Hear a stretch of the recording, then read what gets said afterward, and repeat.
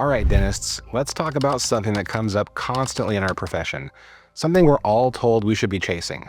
Work-life balance. Are you tired? Are you feeling stretched thin? Trying desperately to juggle the demands of your practice, your team, your patients, and somehow carve out meaningful time for your family, your hobbies, or even yourself? Do you feel like you're constantly failing at this mythical balancing act? If that sounds familiar, stick around, because today we're going to challenge that entire concept. We're going to talk about the reality behind the quest for work-life balance and why I believe that chasing balance is actually setting you up for frustration and failure. More importantly, I'm going to share a different way to think about it, a way to integrate your professional drive with your personal aspirations so that your work actually fuels the life that you want, instead of competing with it. Understanding this shift in perspective is crucial if you want to build a practice and a life that's not just successful, but truly fulfilling and rewarding. This is about reducing stress, increasing alignment, and ultimately making more money and having a better life. The core mission here at Ryan Smith DDS. So let's dismantle this idea of work-life balance. The very term implies that work and life are two separate entities, sitting on opposite ends of a scale, needing to be weighed or perfectly weighed. If it kind of suggests that they are inherently in opposition, and that more of one necessarily means less of another. For us as dentists, especially practice owners, is that even realistic? Think about it. Our work isn't just a 9-to-5 job that we clock out of and forget. It's our passion, our craft, and our business. It often involves early mornings, late nights, continuing education on the weekends, handling emergencies, managing staff issues, worrying about overhead, marketing, new technology, and the list goes on. Trying to completely silo this huge part of our identity and effort from our personal life is like trying to separate water into wet and dry. It's impossible. Our work is a massive part of our life. The stress from a tough day at the practice doesn't magically vanish when we walk into the door at home. The pride in a complex case successfully fuels our sense of accomplishment, which also spills over in our personal satisfaction. The problem with balance and that concept is that it often leads to guilt. Guilt when we're working late and missing family dinner. Guilt when we're on vacation and thinking about a case or a practice problem. It sets an unattainable standard that makes us feel like we're constantly falling short on one side or the other. But what if the goal isn't balance, in the sense of equal separation, but more integration or harmony?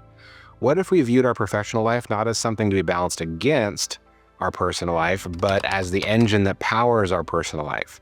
This is the core shift I want you to consider. Your work, your practice, should exist primarily to serve your personal life objectives. Think about why you work so hard. Yes, hopefully you find clinical dentistry stimulating and enjoyable, but beyond that, why do you put in the hours, take the risks of ownership, deal with the headaches?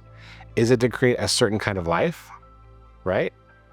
To provide for your family, to achieve financial security, maybe to afford experiences or travel, hobbies, or education for your kids, to have the freedom and autonomy that ownership can bring, maybe even to build a legacy. These are personal life goals, and your professional life, your practice, is the vehicle you've chosen to help you achieve them. They aren't separate and opposing forces. They are deeply interconnected. The success of one directly enables the other. When you start seeing it in this way, the whole dynamic changes. It's no longer about minimizing work to maximize life, or vice versa. It's about strategically building and running your practice in a way that most effectively helps you achieve the personal outcomes you desire. This brings me to a critical point, maybe even the most important one if you have a significant other. This cannot be a solo mission. If you are married or in a committed partnership, this integration of work and personal life must be a joint venture. Your spouse or partner needs to be involved in the key decisions that shape your professional life, because those decisions directly impact your shared personal life.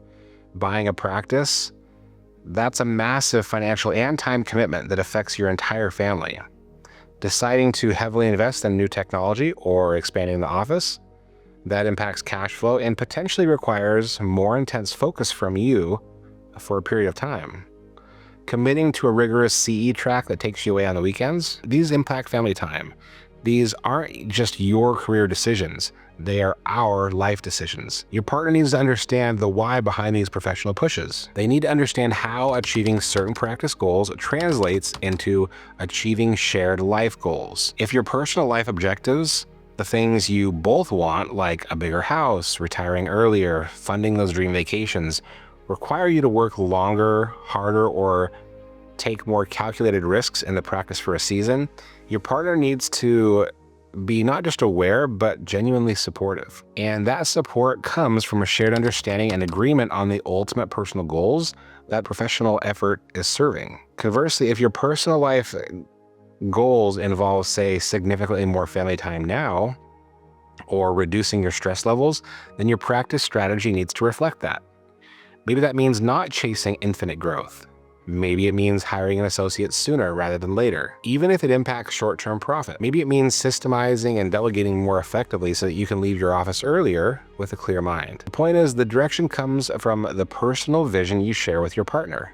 Without that shared vision and buy-in, you're setting yourself up for conflict and resentment, either from your partner feeling ignored or from you feeling unsupported. The purpose of your work is to accomplish your personal objectives, and it needs to be interconnected and mutually agreed upon. So how do we make this practical? How do we move from chasing balance to achieving harmony or integration? First, you need clarity on your personal goals. You can't align your practice to support your personal life if you don't actually know in concrete terms what you want your personal life to look like. And I mean, really define it. Don't just say, I want a good life. What does that even mean? How much income is necessary, not just to survive, but to thrive and fund the experiences and security you desire? What does quality time with your family look like? Is it quantity of hours or specific types of activities? What hobbies or personal pursuits truly bring you joy and fulfillment? What does retirement look like for you? And when do you envision it? If you have a partner, this must be a conversation that you have together. Schedule dedicated time away from distractions to talk about your shared vision of the future. What are your 3 to 5 personal life objectives over the next year? Maybe 5 years, the next 10.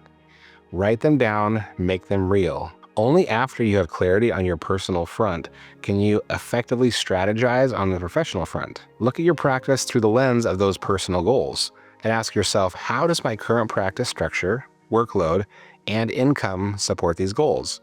Where are the disconnects?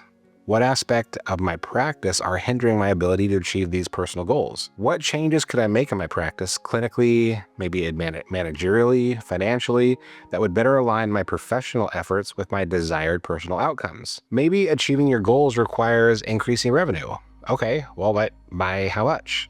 By increasing efficiency, maybe by improving case acceptance for higher value procedures, better marketing, maybe adding new services. Maybe achieving your goal requires more time away from the practice. Okay, well, how? By improving delegation, hiring and training effectively, becoming incredibly efficient during hours, setting better boundaries, saying no to things that doesn't serve the primary objective. The key is that the professional strategy flows from your personal vision, not the other way around. You're not just working hard for the sake of working hard or growing for the sake of growing. You're working smart with intention, building a practice that is specifically designed to facilitate the life you and your family want to live. This isn't about finding some perfect static balance. Life is very dynamic. There will be seasons where the practice requires more intense focus and seasons where you can lean back a little bit more. The goal is integration, ensuring that even during those intense professional pushes, everyone involved understands the why. The shared personal goal it's driving towards, and ensuring that the practice is ultimately structured to support your long-term personal vision. So let's make this actionable right now. Here's what I want you to do. 1, if you have a partner or spouse, schedule a dedicated conversation within the next week. Talk honestly about your current feelings regarding work, life, and the connection between them. Start dreaming together about your ideal future. And then 2, whether solo or with your partner, write down 3 to 5 specific meaningful personal life objectives you want to achieve in the next 1 to 3 years. Be concrete. Then step 3, take an honest look at your practice. How well does it currently support achieving those top 3 to 5 objectives? Where are the friction points? Step 4, identify one specific actionable change you can commit to making in your practice this quarter that will move closer to aligning your professional reality with your personal aspirations. Just one to start. Maybe it's improving your morning huddle to boost production, which links to the income goals, Or maybe it's blocking out dedicated admin time so you don't have to work home so much. Maybe it's starting the process of exploring associate options. Pick one and commit. The shift away from the frustrating pursuit of balance towards intentional integration is massive. It reduces guilt, clarifies purpose, and ultimately allows you to build a professional life that genuinely serves your personal one. So I'm really curious to hear your perspective on this. How do you currently approach the work-life dynamic? Do you strive for separation and balance, or do you see them as interconnected? What's the biggest challenge you face in integrating your professional drive with your personal aspirations? Drop a comment below and let me know your thoughts. And if you found this perspective helpful, if it sparked something for you, go ahead and hit that subscribe button. We're constantly exploring ways to make dentistry more profitable, more efficient, and ultimately more enjoyable. Remember, stop chasing the myth of work-life balance. Start focusing on work-life integration. Define your personal vision clearly, get your partner fully on board, and then build your practice strategy specifically to support that vision. Building a practice that serves you, one that's more profitable and enjoyable, is the goal. Let's keep working together to make dentistry fun, fulfilling, and rewarding. Subscribe so you don't miss the next strategy, and I'll see you soon.